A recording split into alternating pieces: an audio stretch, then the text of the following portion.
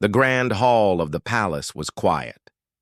Banners of gold and black hung from the high walls, their colors dull under the dim light. The alien queen sat on her throne, her long silver hair falling over her shoulders like a river of light. Her hands gripped the carved armrests, the cold stone pressing into her skin. She was listening to the final report from the War Council. "And there is no sign of him, Your Majesty," the general said, his voice low. "The last transmission from his unit was intercepted before the enemy fleet's attack. The wreckage we recovered matches the human ship he commanded." The queen closed her eyes. For a moment she tried not to breathe, because breathing meant feeling, and feeling meant pain. They said he was gone. Her human husband, the man who had stood by her side in times of peace and war. It had been a marriage that shocked the galaxy. She was ruler of one of the oldest and proudest alien empires. He was a soldier from a world many called reckless and unpredictable. They had met years ago when a diplomatic summit had been attacked by raiders. He had saved her life, even though he had no reason to risk his own. After that day, something unspoken had formed between them. Now he was gone, lost to the same war that had almost claimed her world. "Leave me," she said softly. The council members and guards bowed and left the hall, their steps echoing until the chamber was silent. Alone, she let her shoulders sink. Her mind replayed the last time she had seen him. It was at the starport, under the orange light of twin suns. He had smiled, told her not to worry. "I'll come back," he had said, touching his forehead to hers, a human gesture he had taught her. But months had passed. The enemy they had fought was merciless. Entire star systems had fallen. His unit had been one of many sent to slow the enemy advance, giving her fleet time to regroup. They never returned. In the quiet, she whispered his name. Her voice broke. That night, she walked alone through the palace gardens. The air smelled faintly of rain, and the sky above was full of distant stars. She stopped at the reflecting pool, its surface rippling in the wind. She remembered how he used to stand here with her, telling her stories of Earth, of blue skies, green fields, and oceans so large you could not see the other side. She had never told him, but those stories had made her dream of visiting his home one day. As she stared at the water, she thought she saw a flicker of movement. A servant approached, holding a small device. "Your Majesty," the servant said, bowing. "This was found among the outer debris field near the border. It was brought by a patrol ship. The Queen took it. It was a data crystal, cracked along one edge." "What is on it?" she asked. "We could not open most of the files," the servant replied. "But one fragment remains." She activated it. For a moment, static filled the air. Then a single word appeared in a familiar handwriting. Human handwriting. Alive her. Breath caught. She knew that writing. She had seen him leave notes like that on her desk, teasing her when she worked too much. "Where did this come from?" she asked quickly. "A sector near the old trade routes, Your Majesty. The coordinates are damaged, but perhaps someone with skill could recover them." The Queen closed her hand over the crystal. It could be a trick. It could be nothing. But her heart, which had been cold for so long, felt a spark of warmth. 2 days later, she summoned her most trusted scout captain. "You will take a small ship," she ordered. "No official insignia, no trace that you serve me. You will follow these coordinates as far as you can. If you find nothing, you return. If you find anything, you come straight to me." The captain nodded. "Yes, my queen." As the scout ship departed the palace's hidden launch bay, she stood in the shadows, watching until the engines were no more than a faint glow. She could not tell her council. They would see it as weakness, as chasing a ghost. But she could not let this go. Far away, in a place not marked on any star map, a man woke up to the sound of metal scraping against metal. His eyes opened slowly. The ceiling above him was rusted, wires hanging loose. He pushed himself up, his muscles aching. Around him was a narrow room, dimly lit by a single flickering panel. He was wearing torn combat gear, the kind he had worn the day of the battle. How long had it been? He tried to remember. The last clear image in his mind was the enemy fleet surrounding them. Alarms had blared, and his crew had fought to keep the ship alive. Then, a blinding light. After that, nothing. He stood, stumbling a little, and made his way to the doorway. Outside, he saw a strange landscape, giant shapes rising in the mist. At first, he thought they were mountains. Then he saw the metallic surfaces, the gun turrets, the broken hulls, ships, hundreds of them, maybe thousands, a graveyard of war machines. He frowned. This wasn't a battlefield. It was too organized. The ships were positioned in rows, almost like someone had collected them. A sound made him turn. In the fog, a tall figure stood watching him. "You're awake," the figure said in a voice that was not entirely human. He stepped back. "Who are you?" "Someone who knows what you are," the figure replied. "And why you are still alive."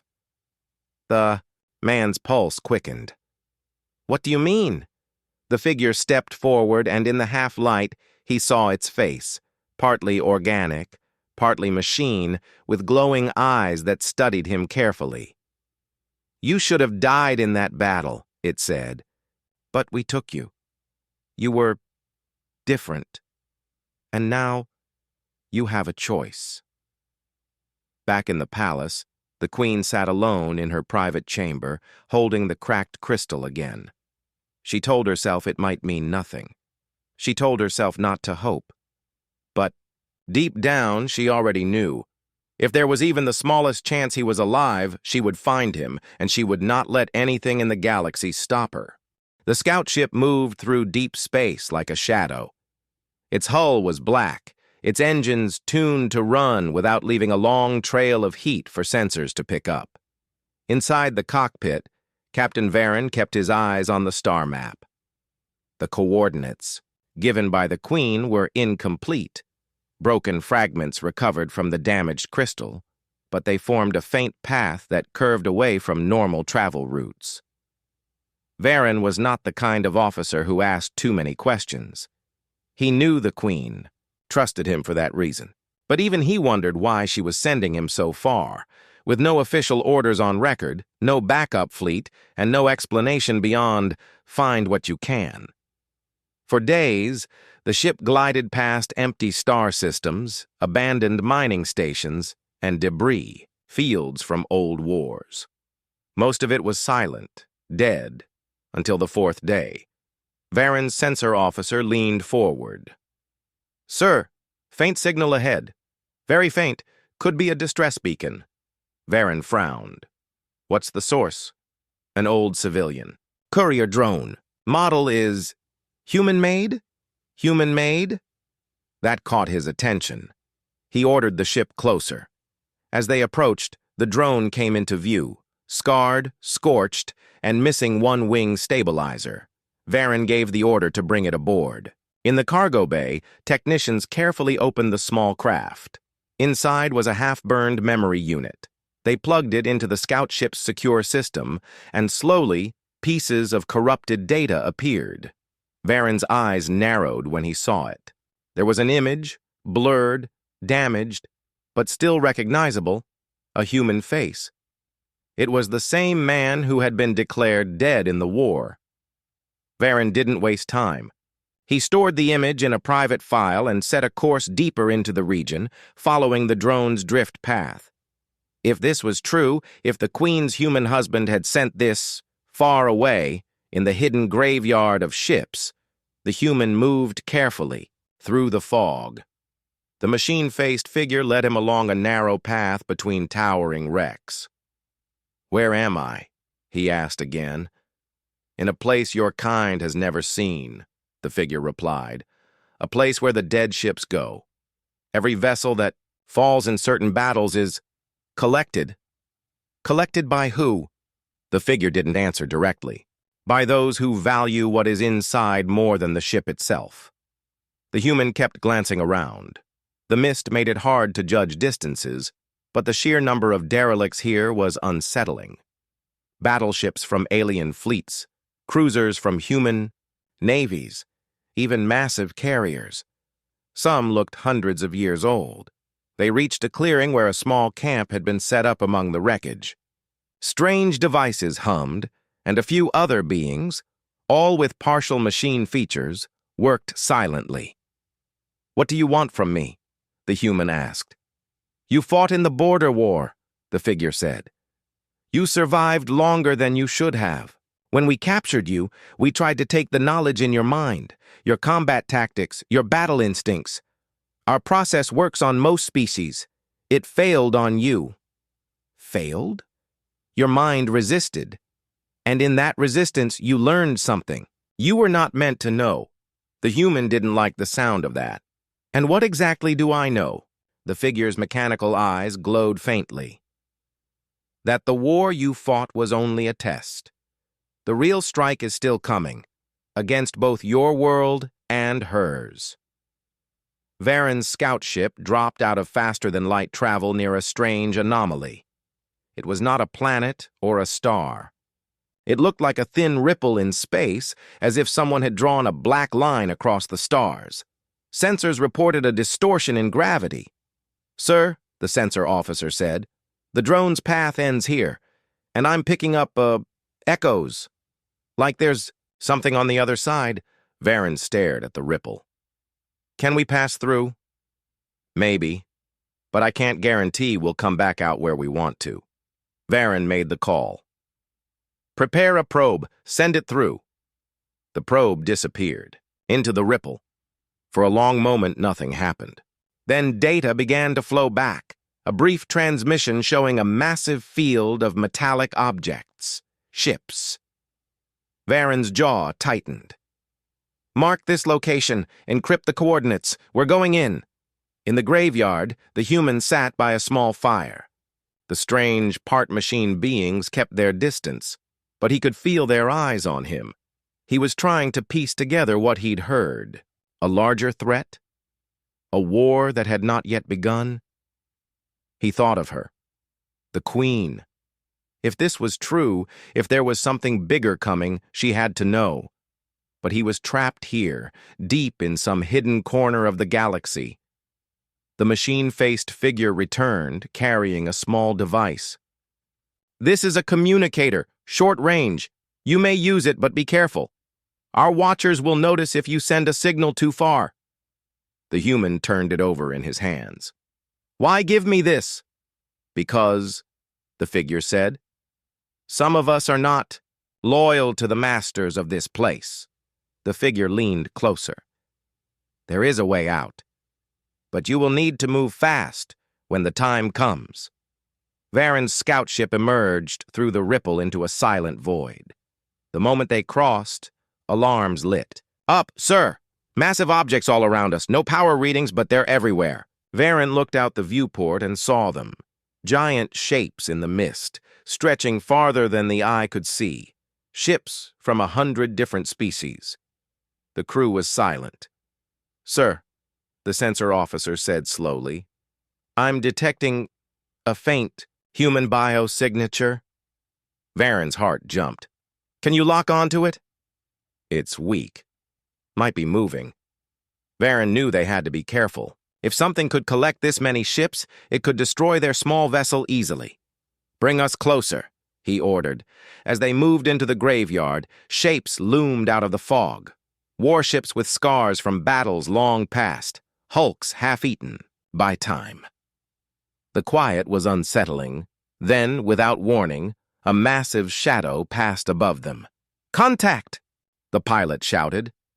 Varen looked up just in time to see it, a ship unlike any he had ever seen, black and sharp, gliding silently through the mist.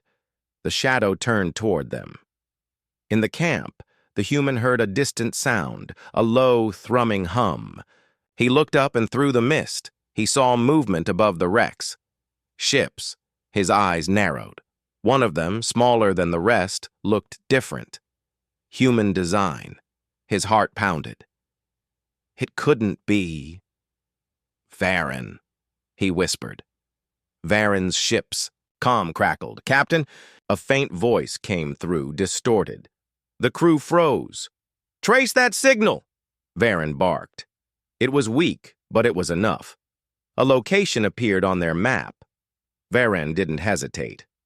Plot a course, full speed. The shadow ship above began to turn, following them. Varen knew they were not alone in this graveyard. And now, whatever had kept the human here, knew they were coming. Varen's hands gripped the armrests of the command chair as the scout ship pushed through the thick mist. The coordinates of the human signal blinked on the navigation screen, but the shadow ship behind them was gaining. It moved without visible engines, almost as if it was sliding through space itself. Captain, it's closing fast, the pilot said, his voice tight. Varen's mind worked quickly. Take us between the wrecks. Stay low. Make it harder for them to follow. The scout ship dove between the hulks of two enormous warships, their broken hulls looming like cliffs on either side. The mist swirled around them, hiding their movement. Signal still ahead, the sensor officer confirmed. Varen nodded. Keep tracking it. We're not leaving without him. In the camp, deep inside the graveyard, the human, Captain Jared, listened as the machine-faced figure spoke again. Your escape will not be simple. The masters of this place are watchers. They see every movement in their territory.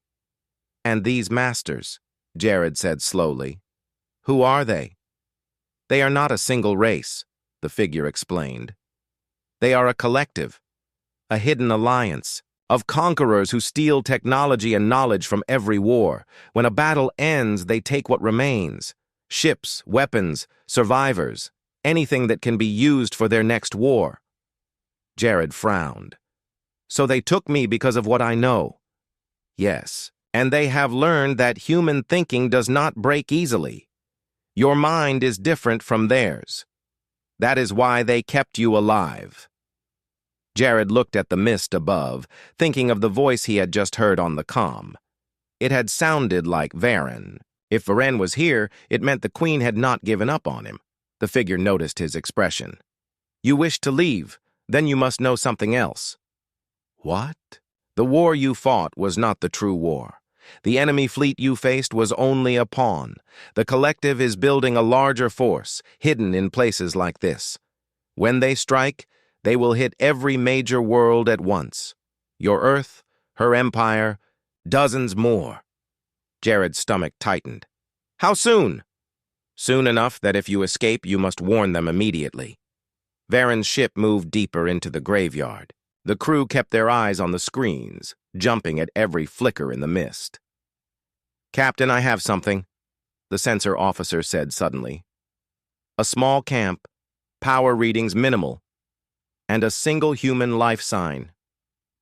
Varen's heart jumped. That's him. Bring us in close, but keep shields up. As they approached, shapes began to appear through the fog. Twisted metal, broken hulls, the skeletons of ships that had fought and lost. In the middle of it all, a faint orange glow from a fire. Varen leaned forward, straining to see through the viewport, and there he was. A human figure standing at the edge of the camp, staring up at them. It's him, Varen said quietly. But before they could open a channel, alarms blared. Multiple contacts incoming, the pilot shouted. Varen's eyes went to the sensors. Dozens of small, fast craft were closing in from all sides. Jared saw the scout ship above him and felt a rush of hope. But then the air filled with a sharp humming sound. From the mist, dark shapes streaked toward the camp, sleek, blade-like craft that moved like hunting animals. The machine-faced figure turned to him. Those are the Collector's hunters. They will not let you go without a fight. Jared grabbed the small communicator the figure had given him and switched it to open broadcast. Varen, it's me, he said. I'm coming to you, but you need to keep them off me. Varen's voice came back, calm but urgent. We'll cover you. Move now. Varen's ship dropped low, hovering just above the wreckage. Side cannons opened fire, sending bursts of energy into the approaching hunters. The fog lit up with flashes of blue and red. Keep that landing bay open, Varen ordered. On the ground, Jared ran across the uneven metal surface, leaping over broken beams and piles of debris. The hunters swooped down, their weapons spitting streaks of light. Varen's gunners tracked them, blasting two out of the sky, but more kept coming. The machine-faced figure moved alongside Jared, firing a strange energy weapon that cut through the hunter's armor. Go! It shouted. This is your only chance! Jared reached the base of the scout ship's ramp as another hunter dived toward him. Varen's crew fired, destroying it mid-air. The blast knocked Jared forward onto the ramp. Strong hands pulled him inside. Varen was there, gripping his arm. You're a hard man to find, Captain. Jared gave a tired grin. You didn't give up. Neither did she, I'm guessing. Varen didn't answer, but his eyes said enough. Hunters still closing, the pilot warned. Varen nodded. Get us out. Back to the Ripple. Maximum speed. The ship roared upward, weaving between wrecks as the hunters gave chase. Jared leaned against the bulkhead, catching his breath. What in the galaxy is this place? Varen asked without looking back. A trap, Jared said simply. And if we don't warn the Queen, the whole galaxy's walking right into it. As the scout ship neared the Ripple, the shadow ship reappeared ahead of them, blocking the way. It's powering weapons, the sensor officer warned. Varen's mind raced. We can't fight that thing head-on. Jared stepped forward. Maybe you don't have to. He turned to the machine-faced figure who had come aboard with him. Can you disrupt it? The figure tilted its head. For a moment. No longer. Moment's enough, Varen said. The figure moved to the comm station, sending out a pulse of energy. The shadow ship flickered, its shields dropping briefly. Varen seized the chance. Full power, straight through! The scout ship surged forward, engines screaming. They passed under the shadow ship's main hull, slipping through the Ripple before it could react. On the other side, stars filled the view again. The mist was gone, replaced by the cold, open void of normal space. Varen let out a slow breath. Set a course for the palace, best speed. Jared looked out the viewport, his mind already ahead. She needs to know everything. This isn't just about the war we fought. It's about the one that's coming. Varen glanced at him. And you're sure she'll believe it? Jared's voice was steady. She'll believe me. Because she knows I wouldn't have stayed alive this long unless it was for a reason. Back in the graveyard, the shadow ship watched the Ripple fade behind it. Inside, unseen eyes marked the escape of its prize. The watchers would not forget. News of the Empress's visit spread through the Academy and the station faster than any official announcement could. By the next morning, everyone knew the human boy who had once been the quiet target of bullies was actually the heir to one of the most feared empires in the galaxy. When Ethan walked into the Academy's main hall, the atmosphere was nothing like before. There were no mocking smirks, no whispered insults. Instead, students stepped out of his way. Some lowered their heads as he passed. Others tried to smile at him as if they had always been friendly. It felt strange. The same people who had pushed him into walls now greeted him with cautious respect. But Ethan wasn't fooled. This wasn't kindness, it was fear. The instructors were no different. They now addressed him with young prince instead of cadet, and spoke in overly careful tones as if one wrong word might bring the Imperial fleet back. The Empress had left the station the night before, but not without leaving her mark. She had stationed 2 Velori royal guards in the Academy to ensure her son's safety. The guards wore full ceremonial armor and carried long weapons even in the hallways. Their presence alone was enough to keep trouble away. Still, Ethan didn't feel entirely comfortable with the sudden change. He had wanted the bullying to stop, yes, but not like this. Now every interaction felt heavy, like everyone was walking on a glass floor that might break at any moment. During lunch, a few students who had never spoken to him before sat at his table. "Hey, Ethan," said a tall, alien girl with silver-blue skin. "We're in the same history class. I was wondering if you wanted to—" She stopped when one of the royal guards shifted slightly behind Ethan's chair. Work together on the next project," she finished quickly. Ethan gave a polite nod. Sure. The conversation didn't last long. People seemed eager to speak to him, but just as eager to leave before they accidentally said something wrong. Later that day, the headmaster approached him privately. "Your Highness," the headmaster said, his tone overly formal. "Your mother has sent instructions. You are to begin training with the Valori elite instructors immediately." "Training?" Ethan repeated. "Yes," the headmaster said. "Combat tactics and cultural protocols for the Empire. Your first session begins tomorrow morning." Ethan didn't know whether to feel nervous or excited. This would be very different from the Academy's basic drills. He would be learning from some of the best warriors in the galaxy. The next morning, the two royal guards escorted him to the Academy's largest training dome. The space had been cleared of the usual equipment. Instead, 5 Valori instructors waited in a half-circle. Each wore lightweight armor and carried different weapons: blades, staves, energy whips. The lead instructor, a tall woman with bright gold eyes, stepped forward. "Prince Ethan, today we begin shaping you into someone worthy of your title." The session began with tests of speed and reflexes. Ethan was given a practice staff and told to defend himself against rapid strikes from 2 instructors at once. At first he struggled. The Valori moved faster than any opponent he had faced, their strikes sharp and precise. But Ethan remembered something from the Academy's zero-gravity training: how to move unpredictably to make up for slower reflexes, with unexpected angles. He used that now, stepping aside at the last moment or redirecting his opponent's momentum. By the end of the drill, the instructors exchanged quiet glances. They had expected him to last only a few minutes, but he had held his ground for much longer. "Human adaptability," one of them murmured to another. After combat drills came strategy exercises.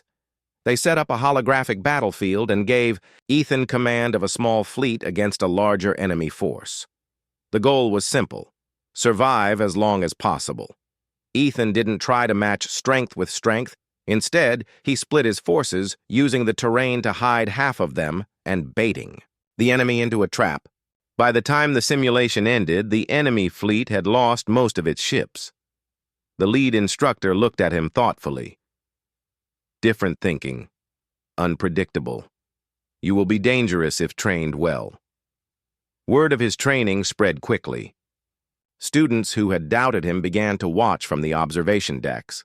Even some of the instructors stayed after their classes to see how he would do, but not everyone was happy.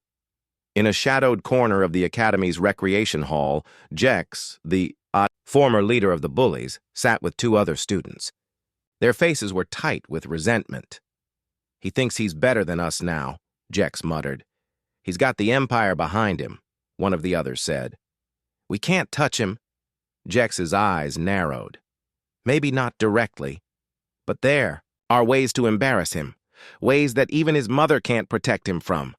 The chance came sooner than expected. The Academy's annual interspecies combat tournament was approaching, a tradition where students from all backgrounds competed in front of the station's community. Winning it was a matter of pride. Losing could be humiliating. This year, Ethan's name was already on the roster, not by his choice. Someone had entered it for him. The headmaster informed him with a smile that didn't quite reach his eyes. "It will be an excellent opportunity to show your progress, Your Highness." Ethan suspected the real reason. If he lost, the whispers would start again. "The Empress's son is weak." If he won, people would claim it was only because of imperial training. Either way, it was a test he couldn't refuse. The days leading to the tournament were filled with intense preparation. The Valori instructors pushed him harder than ever, drilling him in both armed and unarmed combat. He learned to use the training staff like an extension of his own body to turn defense into attack in a single movement. But the instructors didn't just teach him fighting, they taught him presence. When you step into the arena, the lead instructor told him, you do not just fight. You represent the Empire. Win or lose, they must see your strength. On the morning of the tournament, the main arena was packed. Students, families, station staff, and even visiting traders filled the stands. Banners from different species hung above the fighting floor. Ethan stood in the waiting area, his staff in hand, the sound of the crowd a low roar in his ears. Across from him, he saw Jex step into the arena. So this was it.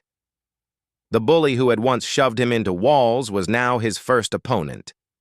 The announcer's voice boomed through the arena. Match 1, Prince Ethan Valori versus Cadet Jex of the Dravari. The crowd cheered. Some for Ethan, some for Jex. The signal sounded. Jex lunged first, his strikes fast and heavy. Ethan blocked, sidestepped, and countered with smooth precision. Jex tried to overpower him, but Ethan stayed calm, letting the fight unfold, reading every movement. Then, with a quick twist, Ethan used Jex's momentum against him, sending him sprawling to the ground. The crowd gasped. Jex scrambled up, but the round was over. The referee declared Ethan the winner. The cheers this time were louder. As Ethan left the arena, he caught sight of the royal guard standing in the shadows, watching. One of them gave a small nod of approval. For the first time since his mother's arrival, Ethan felt not just safe, but proud. And somewhere deep down, he knew this was only the beginning of proving himself worthy of the name Valori. The arena was louder than ever. The air almost seemed to vibrate from the sound of the crowd. Banners of many alien species waved, and the scent of strange spices from food stalls drifted into the open space. This was the final day of the interspecies combat tournament, and only 2 fighters remained. Ethan had fought through 3 matches to get here. Each opponent had been tougher than the last. Some were bigger and stronger, others faster and more experienced, but he had used everything. His Valori instructors had taught him, and everything his human instincts could improvise, to win. Now, he stood on the edge of the arena floor, gripping his staff and looking across at his final opponent. The announcer's voice boomed across the arena. Final match! Prince Ethan Valori versus Commander Trainee Korath of the Zarnak Legion. Korath stepped forward. He was tall and broad, with thick scaled armor that grew naturally over his body. His arms were heavy with muscle, and his eyes glowed faintly red. He carried a 2-handed blade that was as long as Ethan was tall. The crowd roared with excitement. Korath was a station favorite, undefeated for 3 years. Many believed he would win easily. In the waiting area earlier, one of Ethan's instructors had given him a final warning. Korath is not just strong, he is patient, she had said. He will try to control the pace of the fight, to wear you down. If you let him, you will lose. Remember, humans think differently. Use that. Ethan had nodded, knowing this was not going to be about brute force. The signal to begin sounded, and Korath moved immediately. Not with a rush, but with slow, deliberate steps, his blade held ready. His eyes watched Ethan closely, searching for an opening. Ethan circled, keeping his distance. His staff was lighter and faster, but one solid hit from that blade could end the match. He feinted left, then darted right, striking at Korath's side. The blade moved like lightning despite its size, blocking the strike with a ringing clang. The crowd gasped. Korath countered with a heavy swing. Ethan ducked, feeling the air shift as the blade passed inches from his head. Minutes passed like this. Attack, dodge, counter. Each movement tested the other's timing. Korath's strikes were measured but powerful, each one forcing Ethan to step back. The edge of the arena loomed behind him.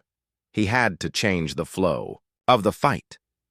Instead of stepping back again, Ethan suddenly lunged forward. Korath, expecting another retreat, shifted his weight slightly too late. Ethan's staff cracked against his knee joint, not enough to injure, but enough to make the big fighter stumble. The crowd roared in surprise. Ethan used the moment to move behind him, striking twice more, once to the back of Korath's shoulder, once to his lower leg. Each hit made the larger fighter slower, but Korath was no amateur. With a sudden spin, he swept the blade low, forcing Ethan to leap back. The momentum of the spin carried Korath into a new rhythm, faster now, more aggressive. Ethan's arms ached from blocking. Sweat ran down his face, stinging his eyes. His staff felt heavier with each second. He remembered his instructor's words. Use your mind, not just your hands. Korath's strikes had a pattern now. 2 high swings, 1 low sweep. Ethan waited, forcing himself to keep blocking until the timing was perfect. When the low sweep came, Ethan didn't just dodge. He planted the end of his staff on the ground and vaulted over Korath entirely, landing behind him. The crowd exploded with cheers. Before Korath could turn, Ethan struck his blade arm hard, enough to make him drop the weapon. The huge blade clattered to the ground. The arena went silent for a heartbeat. Then the noise returned in a wave. Korath turned slowly, his red eyes studying Ethan. Then he did something no one expected. He smiled. Good, he said, his deep voice carrying across the arena. Very good. He stepped forward, unarmed now, and raised his hands. Ethan knew this meant the fight wasn't over. Korath wanted to finish it in close combat. Hand to hand, Korath's strength was overwhelming. He grabbed Ethan's arm in the first clash, nearly lifting him off the ground. Ethan twisted hard, breaking free by striking a pressure point his Valori instructors had drilled into him. Korath staggered for a moment, and Ethan pressed the advantage, using quick jabs and low kicks to keep him off balance. The fight became a blur. Strike, dodge, counter, block. Finally, Ethan saw the opening he'd been waiting for. Korath stepped forward just a little too far, and Ethan swept his legs out from under him. The big fighter hit the ground with a heavy thud. Before Korath could rise, Ethan planted the tip of his staff gently but firmly against his chest. The referee's voice rang out. Victory! Prince Ethan Valori! The arena erupted in cheers. Some shouted his name, others simply clapped, but the sound was deafening. Korath got to his feet, picking up his fallen blade. He looked at Ethan for a long moment, then raised the weapon high in a gesture of respect. The crowd cheered louder. Ethan bowed slightly in return. From the stands, the 2 royal guards watched silently. One activated a comlink. Your Highness, he said to someone unseen, the prince has won. That evening, back on the Valori flagship, Ethan stood in the grand hall before his mother. You fought well, the Empress said, her voice carrying both pride and formality.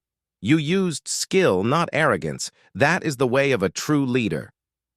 I just didn't want to lose, Ethan said honestly. She allowed herself a faint smile. You did more than win. Today you earned respect that no title alone could give you. They will remember that. The next day at the academy, things were different again. It wasn't just fear in the students' eyes now. It was something closer to admiration. Even those who had once mocked him seemed unsure how to act. Jex avoided him entirely. The alien girl from history class smiled at him again, this time without glancing nervously at the guards. And as Ethan walked the halls, he realized something important. His mother's power had changed how others saw him. Yes, but it was his own actions that had truly shifted their opinion. For the first time, he felt not just the heir to the Valori Empire, but someone who could stand on his own. and he knew this was only the first step toward proving himself, not just to the galaxy, but to himself. If you want, I can now write a full epilogue where the story closes with hints of future challenges, galactic politics, and Ethan's role growing into something greater. Should I continue?